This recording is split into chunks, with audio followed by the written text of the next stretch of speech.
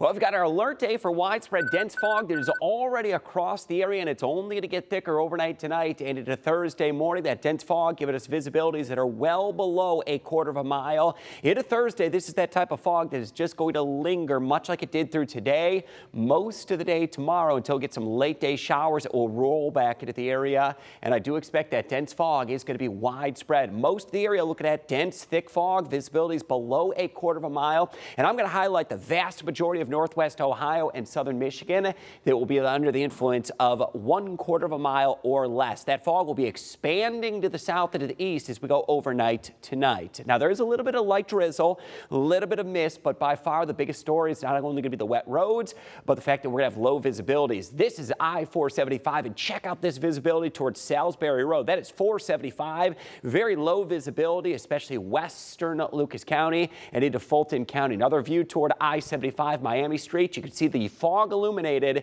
in the street lights that are over I-75. And we got a few more views. I-475 Secor Road, I-475 toward Permetica Parkway. And we're going to top it off with a live lookout in Defender as well. And we've got Defender headed down Monroe Street toward Central, and visibility's right there at road level. A little bit better when you're within the city limits, but I'll tell you, you get out to the country roads, county areas, and rural roads, they're going to be quite low with that visibility. So we've got Defender out on the roads this evening, keeping an eye on any foggy conditions. Now, depending on where you are, it's much cooler to the north and to the west. We're going to be above freezing to the north and west, and look at this, upper 40s to the south and to the east. But eventually, as cooler air slides in, we're going to see that fog expand to the south and to the east. The lowest visibilities along and west of I-75. That is where the fog is very thick. It is still beginning to expand. Now, east of I-75 in the entire area, we're all under a dense fog advisory. That includes every single county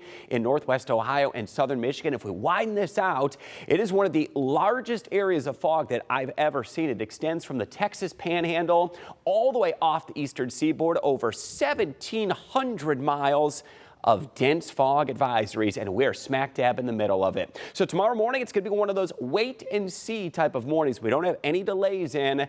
I do suspect it is going to be a much different story. Only on WTOL 11, you'll be able to see exactly where with that exclusive school delay hotspot map. We're going to be in the mid to upper 30s, so above freezing, but widespread dense fog will be expected through the morning hours. That fog will linger as we go through the afternoon. Rain chances, there they go. They kick into the area. Tomorrow evening, wet weather is going to soak us again, and I do expect that may bring upwards of a ½ inch of total rainfall. For tonight, that fog is going to be dense.